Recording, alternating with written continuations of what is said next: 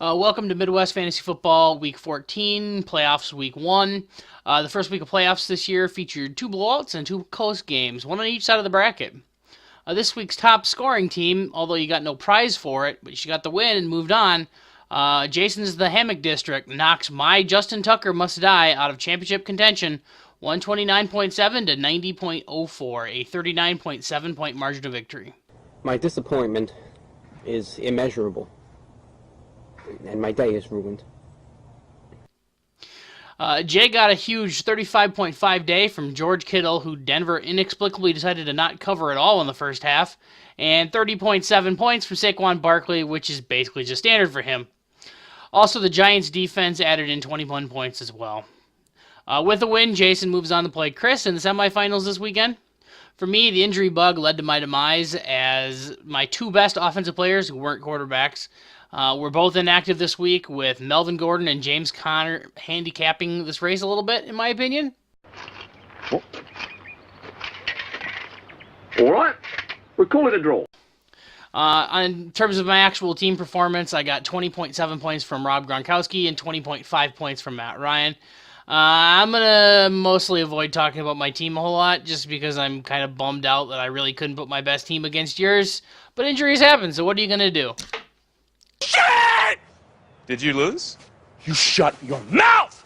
Every year I set this league up, every year, and I never win! This was the year! Bullshit! I'm totally fine, but that rant was too great to not include. And also, for some strange reason, I had a huge backlog of videos ready to go for when I got knocked out of the playoffs. I don't know when that was coming, but for some reason, there's a pile of them. On the other side of the championship bracket, Nick, coming out of the vaunted 6th spot, takes down Derek's Girlie's Gone Wild, 118.2 to 113.6.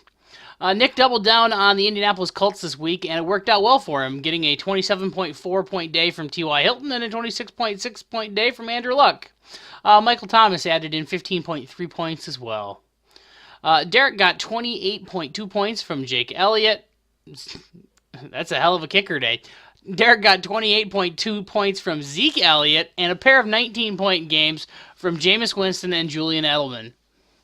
Derek, you could have gotten the win here by benching Todd Gurley for Kenyon Drake, but Drake's day was basically a nothing burger until he caught the 55-yard Miami Miracle to give him that 12-point boost by the 60 yards and a touchdown on the last play of the game. In case you missed the Miami Miracle this week, here it is, as reenacted in Tecmo Super Bowl. Now with 7 seconds, maybe you have time for a quick out and then a Hail Mary for Tannehill. And look who your Hail Mary preventer is back at the 15-yard line. None other than Gronkowski. 7 seconds left. Tannehill will throw it, and this will end it after the shovel, or will it? Miami running around, circling. Oh, look out! Gronkowski didn't have the angle. Touchdown! Oh, Kenyon Drake! A miracle! Miraculous in Miami!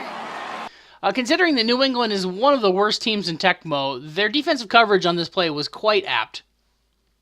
With the loss, last season's champion is eliminated, leaving only Jason remaining, who already holds 1 title and looking to repeat. Down in the deuce bracket, Pope 2.0's Drunk Choir Boys keeps the win streak alive against Lee and escapes deuce contention by blowing out Lee's I Want Some Butts 114.1 to 77.5. With the win, Pope 2.0 moves to 7-0 all-time versus Lee. Quite the hot streak. Hey, speaking of hot streaks, We're good streaking! Pope 2.0 got 25.3 points from Joe Mixon, 18.2 points from Deshaun Watson, and 16.4 from Austin Eckler. Lee got 20.25 points from Aaron Rodgers and 17.6 from Devonta Adams, but the total no-show of his running back combo of LaShawn McCoy and Adrian Peterson, who combined to put up 2.5 points, doomed you to face off against Josh in the Deuce semifinals. In Deuce semifinal number 2, Alex's Funkle Up sneaks past Pope's 1.0's I'm Ready to Pump 108.6 to 103.7.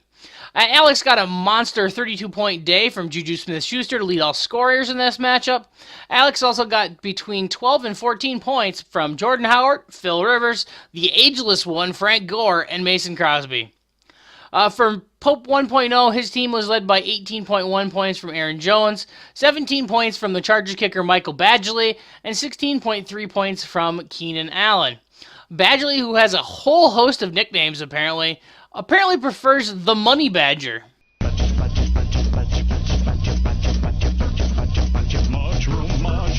Pope 1.0 opted to start Mitchell Trubisky coming off a multi-week absence, but he should have gone with the potato Minnesota quarterback Kirk Cousins, as Cousins' 10.8 points would have been enough to swing this matchup in his favor. You like that? You like that? Pope 1.0's loss means he'll be moving on to take on Brandon in the other Deuce semifinal. In this week's Wager Corner, there was a couple wagers established. I won more wings off my brother. We played in the Superman Fantasy League that we have, and I snuck out a win against him, thanks to Russell Wilson completely shitting the bed on Monday Night Football, so thanks, Russell. Also, Nick and I are going to be playing for last place in our 4-man league, and we've established a kicker-only 6-pack wager for that matchup, provided that it actually happens and something crazy doesn't happen this weekend in that league. That's a 15-week regular season. I need to win, Pope 2.0 needs to lose, and then I have to outscore Pope 2.0 by like 60 points to get out of the 3rd and 4th place game. It's probably not going to happen. A couple notes on this week's wrap-up. Teams who are currently eliminated will be locked out for making any free agency moves tomorrow morning. So that would be me, Derek, Alex, and Pope 2.0. You'll still be able to adjust matchups within your existing roster, but we don't want to be any of the eliminated teams grabbing players where it still matters to players who are still fighting for a championship or trying to avoid the deuce. I will be locking those teams out yet tonight, and I will also be manually adjusting the results from this week's deuce bracket, swapping the winners and the loser in the deuce bracket, so that way the right matchups will be going on for next week. I expect both of those will be happening tonight, barring any problems with Yahoo or anything like that. In terms of the end of the year survey that I usually put out, this year I think I'm going to do an actual video edit as well, where I actually talk through all the different points, because I actually have like 8 or 9 things already to talk about. Things that we maybe have talked about in the past, and maybe things that we haven't talked about. I figured it'd be easier to talk through and explain what I'm thinking on some of them, rather than just writing it down. So I will be releasing that probably after the first of the year. I may record bits and pieces of it as I go, so there's a good chance I might change outfits several times depending on that video. If you have any suggestions that you want to make to try to tweak rules to see if we can get things in any better spots, or any changes that you want for this league, let me know before the first of the year. And finally, we got a quick abbreviated version of Nick's Stat Corner. Since it comes down to the playoffs, Nick really only tracks the main playoff and not the consolation bracket. This is the second time that both the lower seeds advanced. The 3 and 4 seeds have both never won their first round matchups. It's either always one or the other or neither. In terms of the matchups coming up this weekend in the main playoff bracket, Nick is 5-3 currently versus Drew, with no matchups in the playoffs.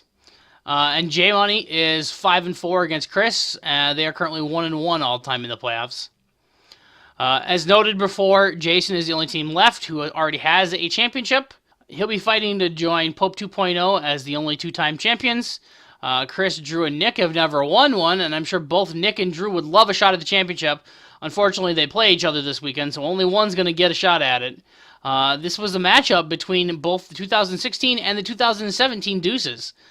Good rebound for both of you guys to get it here, and one of you will be in the championship. I already highlighted that in the main championship bracket, only one team remaining already has a championship, and there are 3 that are fighting to try to win their first championship. Over in the deuce bracket, it's kind of the opposite of that. There are 3 teams that already have deuces and only one team that doesn't have a deuce. Brandon is trying to avoid joining the club of Lee, Josh, and Pope 1.0, who already all have deuces. Nobody has a double deuce yet, so that's always a possibility that we could see the first double deuce this year.